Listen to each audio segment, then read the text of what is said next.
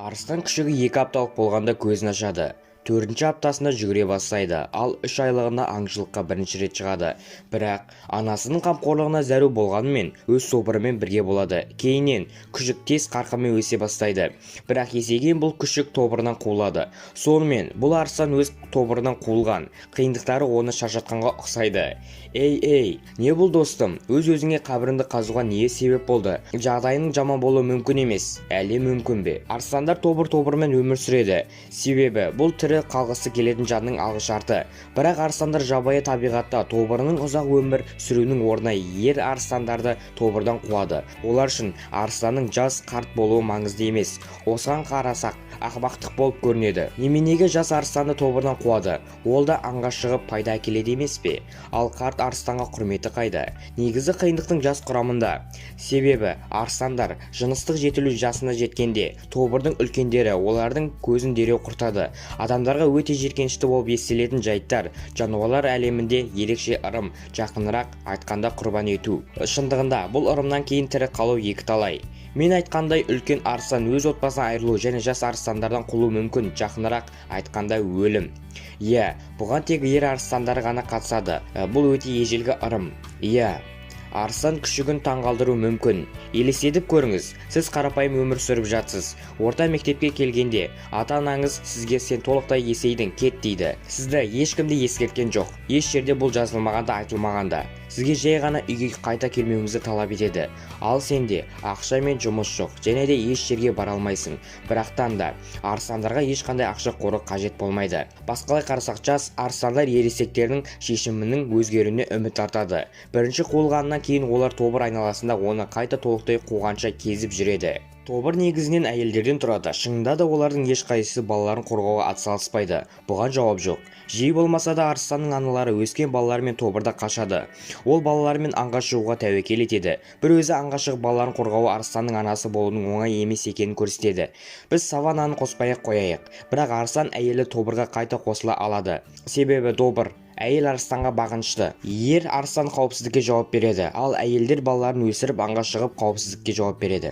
Таңғалдыратыны, жас арыстанның тобырға оралуға мүмкіндігі жоқ. Ол не істей алады? Әрине, тірі қалуға күрес. Біреудің территориясына кірген арыстанды қарап көріңіз. Мен айтқандай, территориясының қауіпсіздігінде барлық арыстан болады. Олар таныс емесі арыстанды өткізуге мүмкіндік бермейді.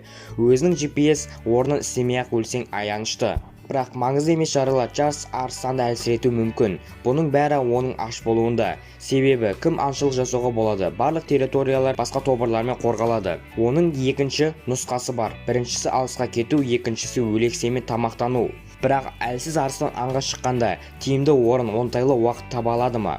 Мүмкіндігі жоғары емес. Әлде өлексеме жоқ. Гиена тамақтан бөліспейді.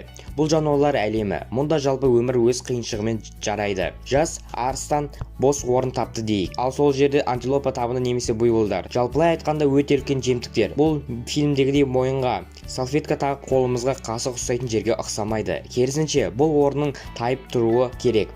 Істің мәні қысқаша айтқанда, арыстандар жекелей өзі аңшылыққа шыға алмайды. Олар тұтқиылдан шабуылдауға әлі келмейді. Бірақ бір шабуылдың өзі буйволды құлатуға жетпейді. Сонымен қатар, оның жанында буйвол табыны өзінің тұқымдастарының шабуылға ұшырағанын қарап тұрмайды. Көп жағдайда аңшы жарақатымен қайтады, ал кейде өліп кетеді. Тоқтай тұр. Неге арыстандардың аңшылық проблемасы көп? Мысалы, жолбарысты алайық, ол да үлкен денелі мысық. Олар бірге бір келгенде аңшылықта оңтайлы, тұс келгенде ондай қиындықты көрмейді. Мен де бұны түсінбедім, бірақ кейін орманда ағаштардан тығылып тұтқиылды шабуылдау оңай екенін түсіндім. Сонымен не істеу керек? Қандай да тірі қалуға іске асатын нұсқалар бар ма? Әдетте басқаларға аңшылық жасағандай құмарланып аңшылық жасайды. Бірақ бұл да отбасылық жұмыс. Себебі бір қабан ғана толық тобырға еш нәрсе істей алмайды. Бұлайша бұл өте жеңіл деңгей. Ал қиын деңгейде ойнайтындар туралы айтып тұрмын. Солайша жалғыз аңшы жануардан еш нәрсе шықпайды. Себебі оның олжасы одан бірнеше есе жылдам. Мысалы, мұнда саңырауқұлақ шұңқырдан қазып жатыр. Сіз арыстанның білетін бе едіңіз? Әдетте олар қазуды жөн санамайды. Дегенмен таңдауы болмағандықтан іске кіріседі. Бұл өте ауыр, әрі 7 сағат жасайтын жұмыс. Сіз бұнша уақытты ойын автоматтан шоколадқа қалдыратын бе едіңіз? Арыстандар жасай алады. Ал сіздер арыстанның картоп қазғанын көрген бе едіңіз? Ал сіздер Картоп қазып көрмеген болсаңыздар, біліп алыңыздар. Бұл өзі мезгілінде жинап алынатын өнім. Мүйіз қабандардың осыған ұқсас оқиғасы бар. Оларды шұңқырдан шығарудың ең жақсы уақыты топырақ жұмсақ және ылғалды болатын жаңбырлы маусым. Бұл арыстанға оңай болады дегенді білдіреді ме? Істі соңына дейін жеткізу екі талай. Әрине, мүйіз қабандар жемтікке айналып жатқан біледі. Мысалы, жанындағы көршісінің кешке жеп жеткеп кеткенін байқайды. Сондықтан ол тірі қалу жолын іздейді. Мұндағы бәрінен пайдалысы арыстан көтере алмайтын алыс қашықтықта жүгіру. Оның үстіне ойық тесіктен кетіп артқа қарамайды, алға қарай ұмтылады. Сосын ол оны анықтайды. Ең бастысы ол жыртқыштар тап беретін жерде мүмкіндігінше алыс болу керек. Бұлайша арық арыстанға діні бітімі, ширақ көшбасшының жеңу мүмкіндігі бар ма?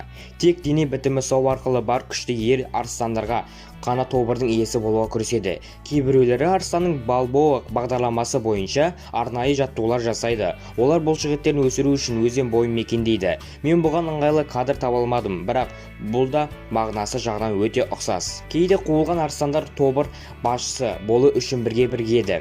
Онда негізінен бірге тобырдан ажырап қалған арыстандар болады. Міне отбасыдай болған тобыр. Кей жағдайларда тобырға отбасысыз қалған үлкен арыстандар келіп қосылады. Олар жастарына оқытушы болып қызмет атқарады. Бірақ кез келген уақытта бұның бәрі бұзылады. Өйткені олар екеуден күш біріктіріп тобыр іздеуге шығады. Ал міне арыстан тағы тобырды кездестірді. Мұнда аң патшасының жұмақтағыдай өмір сүреді. Бірақ олар өмірінің соңына дейін осылай бақытты бола алмайды. Себебі олар тағы да қуылуы мүмкін. Оған жоғары беткейден жас күшті арыстан келсе қартайған арыстанға өзінің жолын беруге тура келеді. Тағы арыстандар қомағайлар үлкен арыстанға күннен 7 килограмм көп ет жеу керек. Егер мүйіз қабандар мезгілі әрі аңға шықпасаң етті қайда табасың? Тек құрт-құрмысқа жеуден басқа таңдау қалмайды. Шынымен, аштықты осылай жеңе алғанда планетамыздың барлық жәндіктер жояр еді. Тіпті есептеулер бар. Оған сәйкес ересек симбаға күннен 24292 жауынқұрт жеуге, тамақ іздеп уақытты жоғалтпауға, үнемі шайнауға тура келеді. Және кез келген тобырсыз қалған арыстан өмір өліммен аяқталады. Және бұл өмір шеңбері туралы ешкім алаңдамайды. Сонымен қатар бұл бәріне бірдей таңғаларлық емес сияқты, бірақ арыстан қоғамда зейнетжасы бар. Қысқаша тек қартайған шағында тобыр үшін өмір бойы аң аулаған әйел арыстандарға ет қолы жетімді. Тіпті олар енді өздері аңға шығамаса да.